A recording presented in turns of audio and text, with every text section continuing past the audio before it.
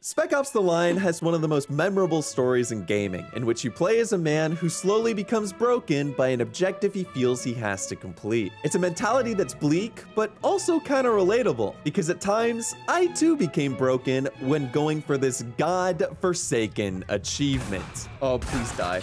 No, damn it, dude. Oh, we're gonna hit triple digits. No, I don't want to change the stupid difficulty. The cause of my mental collapse today is none other than the NFWIC achievement, which requires you to beat Spec Ops: The Line on Fubar difficulty. This makes it so that all the enemies in the game become far more aggressive, throw a comical amount of grenades your way, and can kill you incredibly quickly. How quickly, you may ask? 3, 2, 1. Okay.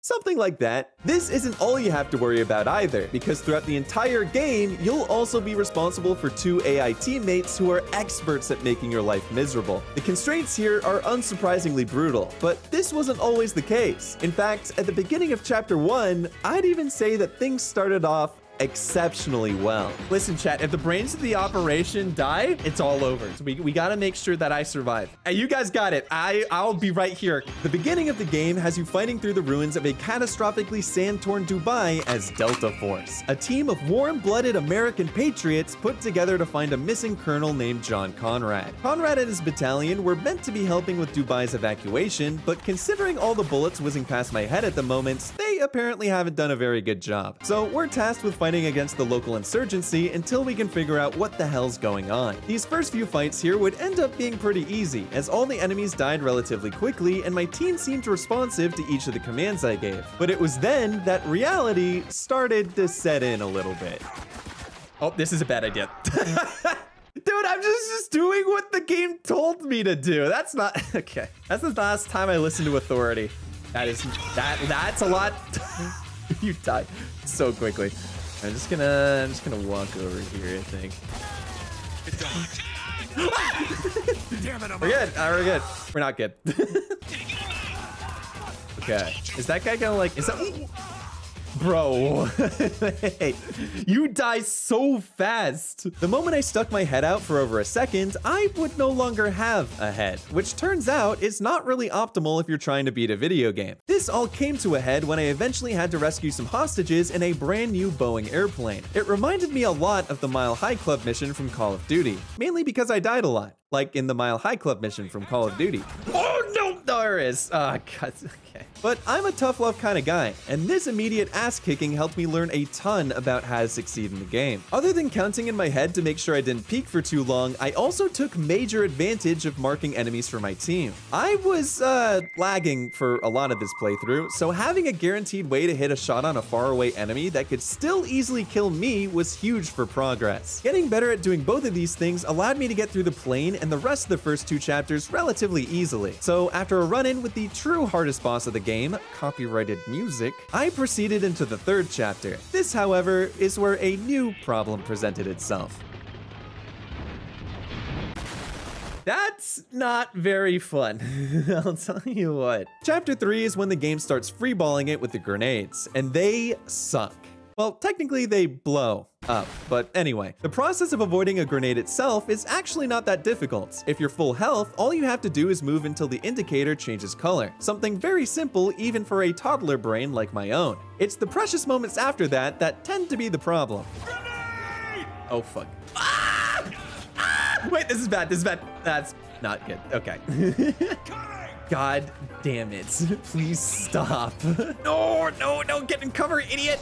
God damn it. Every grenade thrown will likely force you to find a new piece of cover, and the enemies have a real talent for never missing a shot when you're in the open, whether that be close by in a building or in a literal sandstorm. Got one.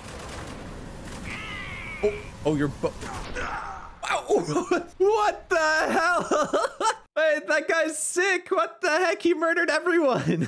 Dealing with these perfectly thrown grenades was something that I was never able to figure out a consistent strategy for, primarily because putting any explosive device in my proximity is like giving your kid a pair of scissors that also explode. It was something that I was able to conquer after enough attempts though, and after dealing with that, my reward was more explosives. That's okay. Wait, door?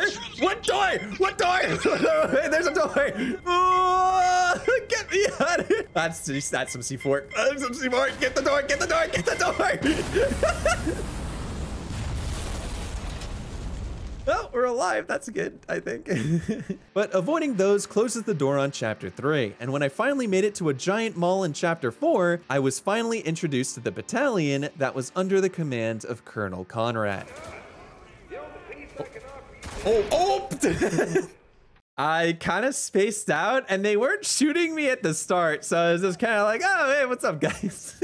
Yeah, so they're kind of dicks too. Starting from Chapter 4, these guys will become one of the primary enemy factions and include standard infantry, their own dollar store version of Spec Ops, and hackers. For the last one, however, I had just the thing to deal with them, and that's from the power of today's sponsor, NordVPN. Picture this, you've just connected to a public Wi-Fi network to browse the internet or get some work done. That very same Wi-Fi could also be compromised by someone who wants to spy on your data, which means that all the banger videos you want to send to your friends could be sent to them by this guy first, robbing you of your friends thinking that you have great taste. Or, you know, your banking info and passwords could be stolen. That would be kind of bad too. Thanks to NordVPN, however, you'll have all the means to protect yourself. Nord has the ability to encrypt your online traffic at all times, as well as the ability to scan files as they're being downloaded so that you can quickly be informed if they contain something malicious. But what if the loss of your info isn't on you, but because a website you use had a massive data breach? Well, Nord also has a dark web monitor that informs you if your info is found on underground websites, allowing you to change your passwords before anyone else is able to use them. With cyber attacks becoming more clever every day, I think it's really important to have some extra protection online. So if you want the protection of one of the best VPNs in the business, then check out nordvpn.com/sandwiches or click the link in the description or pinned comment for an exclusive deal as well as 4 extra months. And you can try it risk-free with a 30-day money-back guarantee. I mean it when I say I love having a VPN, so I want to say thank you again to NordVPN for sponsoring, and now back to trying to stay alive in Dubai.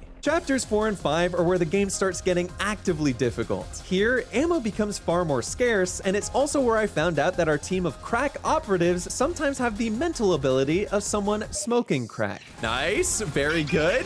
Now take cover. I know it's a very foreign concept. All right. This is where our squad starts running in and inting more than a toxic League of Legends player. Any attempts at getting them to just stand still never seem to work, and considering they have to be revived before this lovely red bar fills up, them going down always manages to turn any situation into complete chaos. Oh, damn it. Oh, this is bad. I gotta do it. I just gotta YOLO it. Oh, you were right in front of me.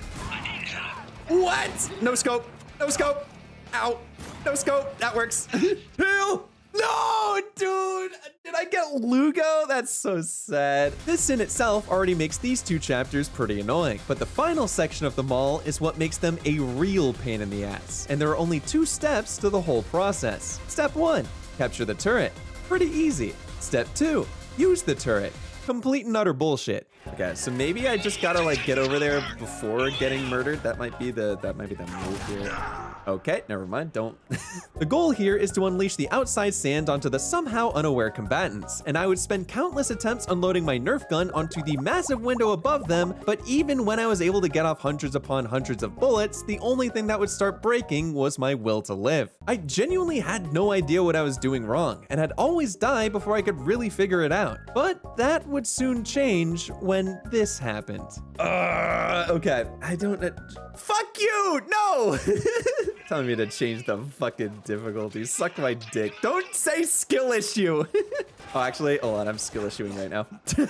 Now, initially, I was offended. How dare the game tell me I suck? I didn't suck. This guy from later on who started blowing himself in the middle of battle was the one who sucked himself off. But then I thought it over for a bit and came to the only conclusion that made any sense at all. The game was starting to get a bit scared. That's what it was. I wasn't failing. I was performing so above average that in an attempt to look less pathetically easy, the game was practically begging me to lower the difficulty. That way, me tearing through everything would seem more plausible. It was so obvious in hindsight. So knowing that this game is actually for children now, I proceeded to break the stupid window in like 10 bullets. There we go. What the fuck? That took way way less bullets. Why did it work that time, dude? It didn't matter that this made no sense based off my previous attempts because I was a new man now. So after taking in the sights and taking out some more enemies, I managed to get through the rest of Chapter 5 with ease, where the only thing that was truly able to defeat me was myself. Don't worry, I'll beat his ass this time. Oh, this guy really is just the most useless enemy. That's so funny. Ow.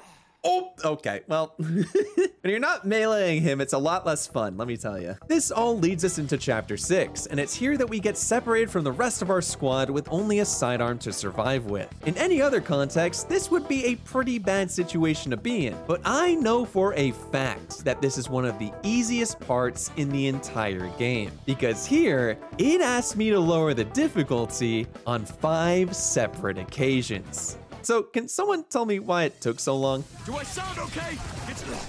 What? That's a thing? Okay, well, this part is pretty insane. You only have 1 bullet to start with, then have to scavenge guns off of dead enemies to have a fighting chance. Fighting chance is being a bit generous, though. Adding a few seconds before I was 6,000 feet under is probably the more SNAM lore accurate term here. Oh shit. This is dead. This is dead. Oh no! Damn it, dude! They keep pushing me. And they're gonna push from both sides. Dog.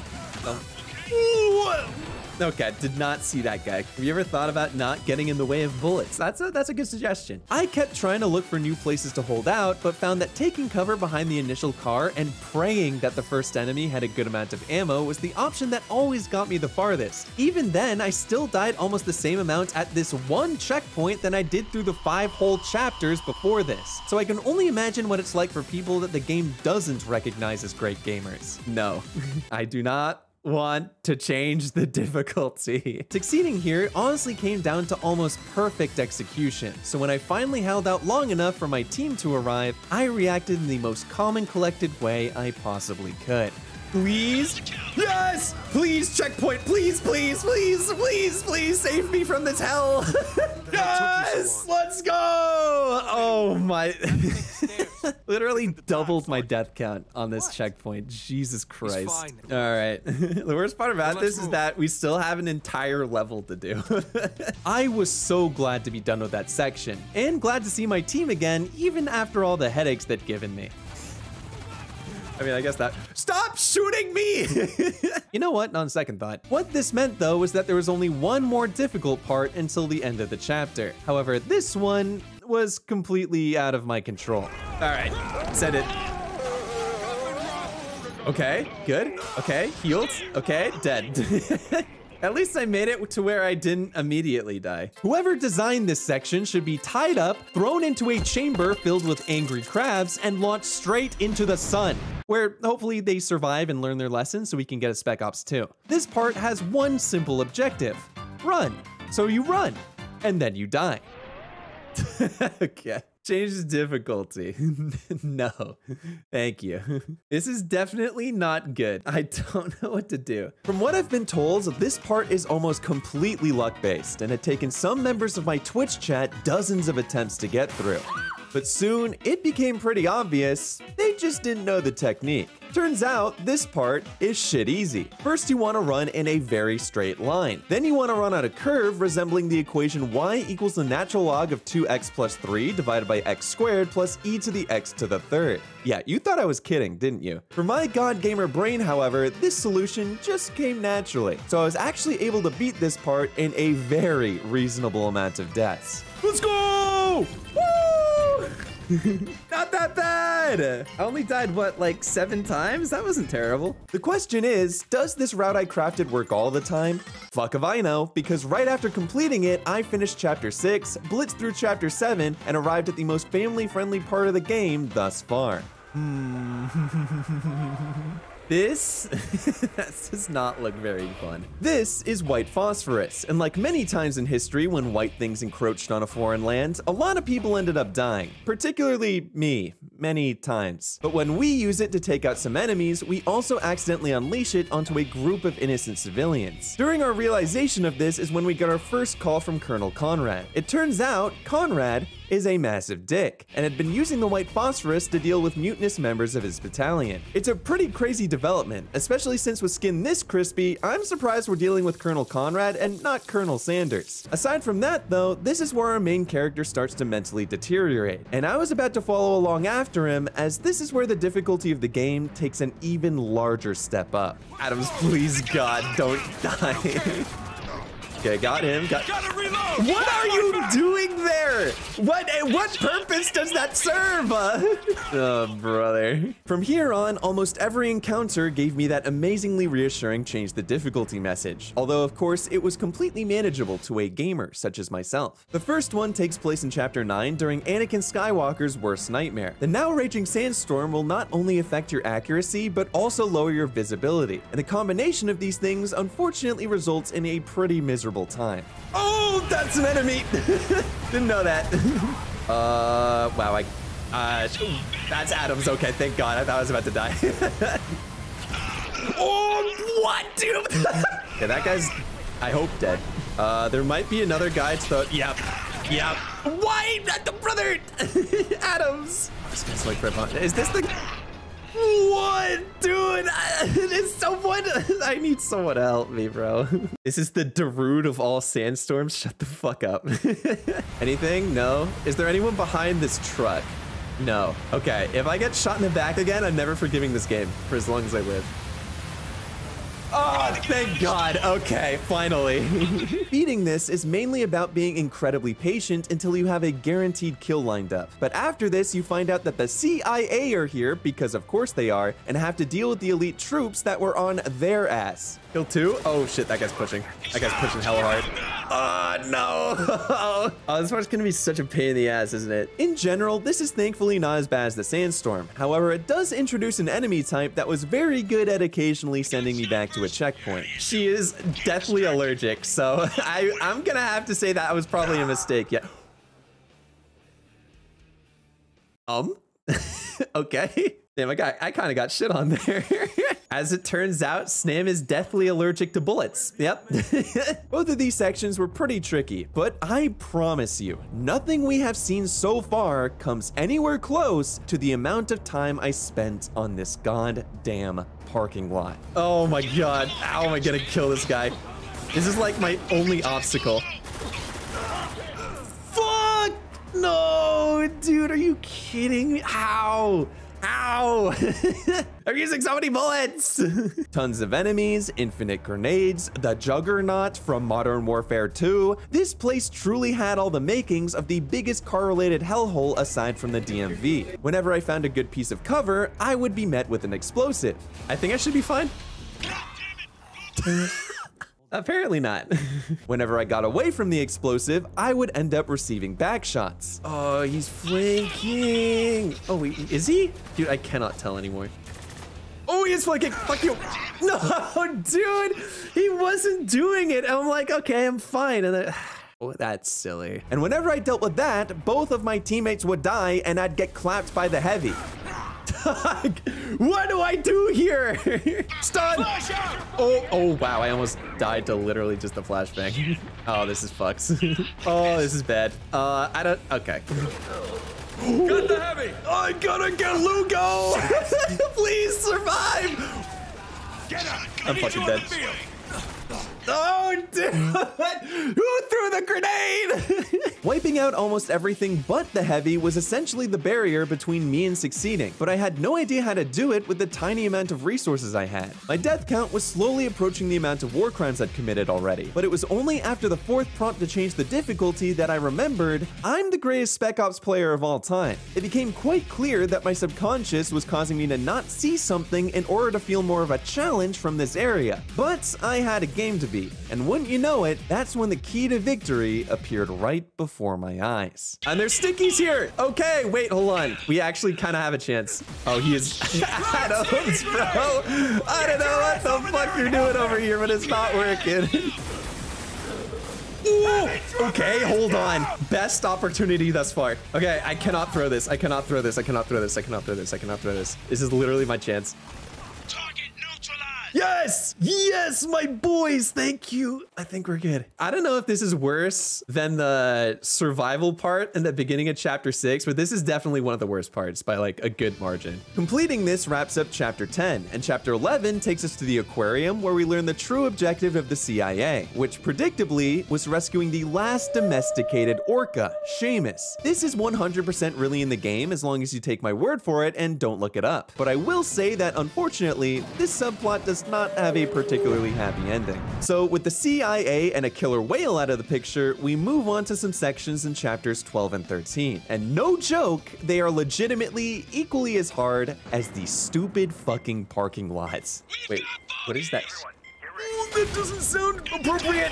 God damn it. There are 3 of said sections present in chapter 12, and the first one happens after you get through the room that made my eyes want to explode. It involves you manning another turret and supporting your team as they try to reach a zipline. But since they're separated from you, both of them going down is not good. Oh my, could you not?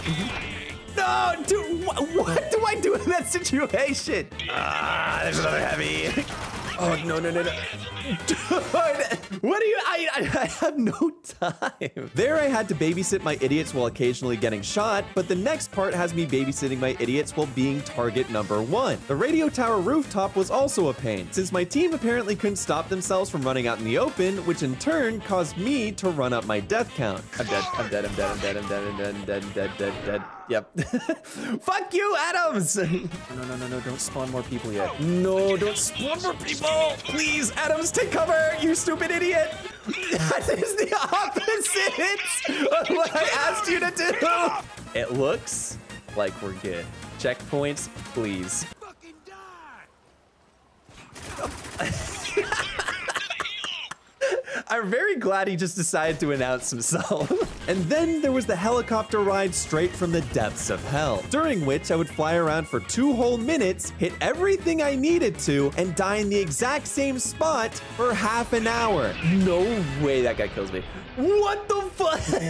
I didn't miss a single bullet. I had reached the last page of the excuse book I'd bought for this very occasion. Was I not a god at this game? Were my deaths the result of my own mistakes and not the stupid AI? I decided to hold on hope that this was some kind of misunderstanding. Big Spec Ops was trying to slander my name after hot patching extra enemies and quadruple damage into my game. I mean, what the hell am I supposed to do against the Eye of fucking Sauron as just some guy? Somehow I was continuing to make progress though, since I was learning where all the enemies came from and being incredibly proactive in killing them. There were even some positives too, like me finally dealing with the guy that's been playing DMCA music all the time. What the fuck? But I was starting to question my abilities, and chapter 13 is when that doubt would reach a monumental peak. Yeah. Fuck.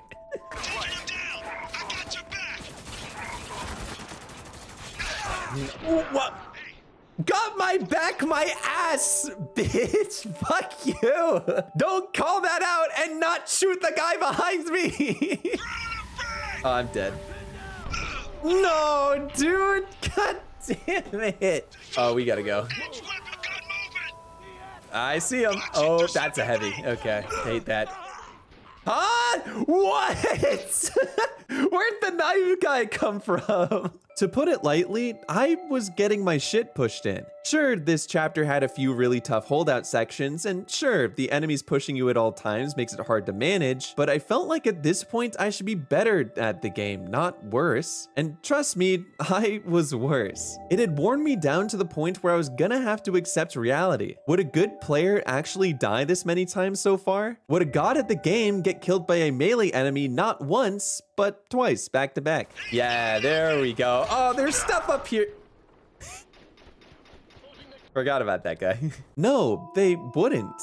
Just like the main character in this game, I had created a fantasy of fraudulent difficulty and evil devs in order to not take accountability for the deaths I'd caused. Those being my own deaths, to be clear, just trying to cover all my bases here. Maybe I am just bad at games after all, and what's worse is that Chapter 14 is heralded as possibly the most difficult chapter in the entire game, since people better than me have gotten stuck at the final turret emplacements for literal hours. Something needed to change, and I think it was finally time for me to put my pride aside and accept that I just wasn't as good at the game as I thought. Yeah, right. First, I hit a headshot on Turret Boy. Then I hit a second headshot. Then I died a little bit. And then I hit another. By using a 50 cal sniper I found at the end of Chapter 13, Chapter 14 was the easiest shit I've ever done in my life. In the least efficient way possible, I slightly adjusted my aim each time I peeked against a hyper-accurate turret until their head resembled my social life. Non-existent. And after an absurdly, ridiculously long time of doing this, but not dying, I was basically home free. Yes, let's go! Fuck this part! Okay, I'm dead. I don't give a shit. All that matters is that I don't have to play that over again. So, with the quote-unquote hardest part in the game complete and a few more completely illegitimate deaths under our belt, there was only one thing left to do. All right, I think that's the ending where I kill myself, so... Let's go, achievement! It's finally at 1,000. Oh, this is the best day. Dude, I've been meaning to complete that game for dead ass 11 years, and here we are. Now we wait 2 months for the video, exactly, unless it's Metro, in which case you wait 6 months. So what's the moral of today's story? Well, to put it quite simply, it's to always believe in yourself. Now, if you'll excuse me, I'm off to put my entire life savings on black. I may have lost every time before this, but I'm actually a god at gambling, and my past attempts were just really unlucky. By the way, if you want to see more of me definitely not dying during more achievement runs, then make sure to subscribe and check out another video of mine where I do something possibly even worse. I'm also doing every achievement I make videos on live over on Twitch, so shoot me a follow there to help console me after I die for the 100th time on the next challenge. With that, I'll see you all in the next one.